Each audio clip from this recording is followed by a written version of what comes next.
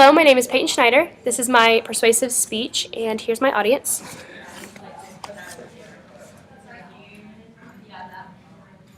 Okay. Alrighty. So, how many of you know what the war on drugs is? Like the actual details and what it all entails. When did it start? Why did it start? And what has happened thus far because of it? Now, how many of you actually realize that the war on drugs has done nothing good for this country at all? And what really needs to happen is it needs to end.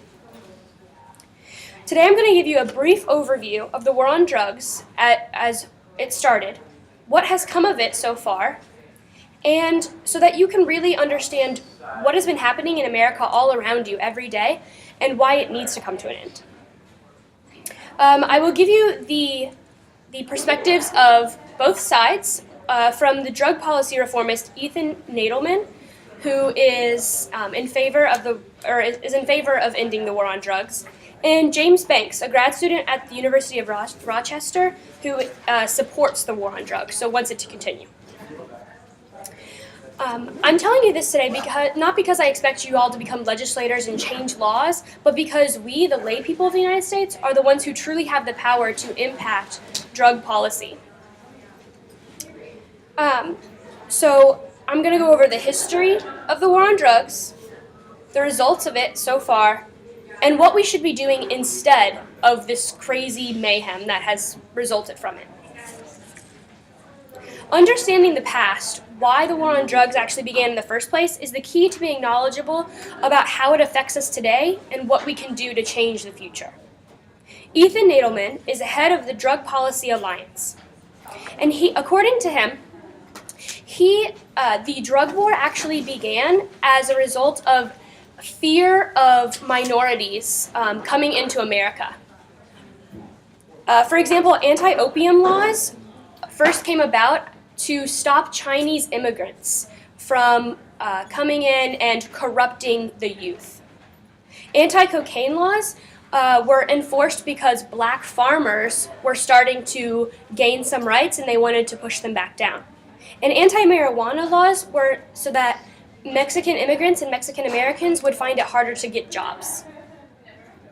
In 1971, President Nixon officially declared the war on drugs. One of the direct results of this was minimum sentencing laws. What this means is that if you are caught having some sort of drug, then you are required to go for a certain amount of years into a federal prison, a federal institution. In 1986, a few years after this was implemented, the most lenient sentencing was 5 years in a federal institution for having only an ounce of a drug. In 1994, the three strikes law was established. What this means is that if you have 2 prior felony convictions, or 1 prior felony conviction and 1 drug conviction, your third conviction results automatically in life in prison.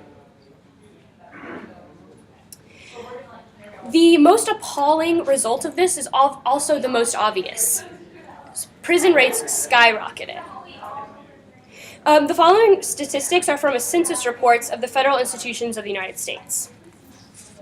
In 1982, less than 500,000 people were incarcerated in federal institutions. But by 2013, after decades of this war on drugs, we have over 1.5 million. Now consider these statistics from the U.S. Department of Justice. Holding someone in a federal institution for 1 year costs approximately $28,000, which means in 2013, American taxpayers spent $44 billion keeping people in prison who were just going to get out again and start doing exactly what they're doing. Violent offenses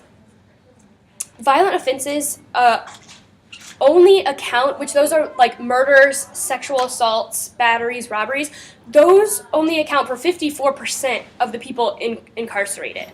20% of those are drug-related.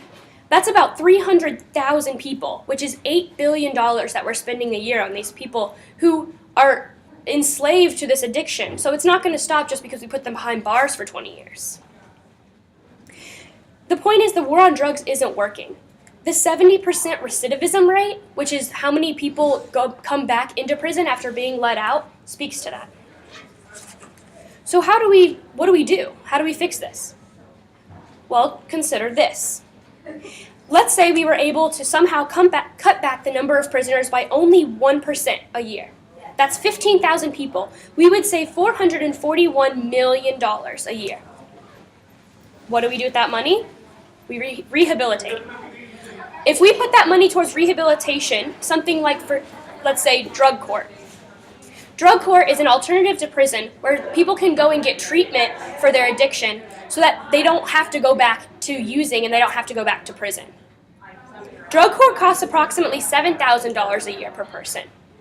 So with the $441 million a year that we spend by getting 15,000 people out of jail, we can send 63,000 people to get help in drug court. So that way, when they get out, they're no longer an endangerment to themselves or society. They're now productive members. And we stop spending money on them in jail, in prison. But even though these facts support rehabilitation over incarceration, people still fight for this destructive war that we've been fighting for so long. James Banks wrote an article entitled "4 Reasons Why Ending the War on Drugs Would Be a Huge Mistake." But in his article, all he argues is why it would be a mistake to legalize heroin and cocaine. And that's the problem with today's society, is that people are misinformed. This is the end. People are misinformed, and they make judgments and they make statements based on things that they don't understand.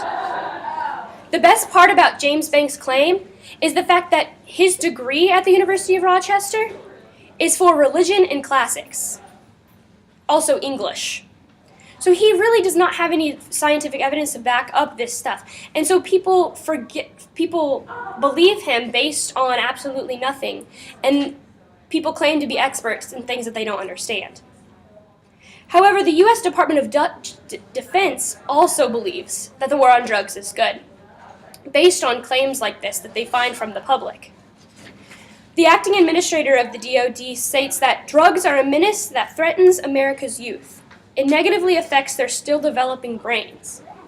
But what they fail to consider is that also what affects a 25-year-old who's in prison is the stigma that comes along with it. They can't get a job, they can't support their economy. What we need to realize is that society is only as strong as our weakest links. And right now we're only putting bandages over those broken links instead of actually fixing them.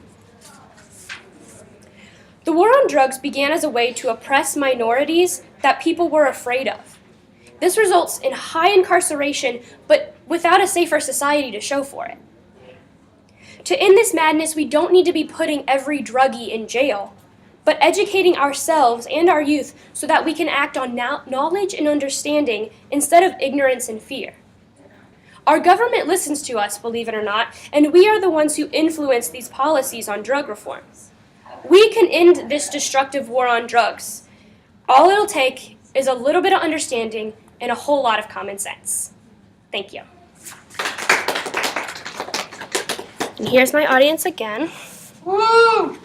Yeah, Peyton. Okay. Well, I want to run on the big truck.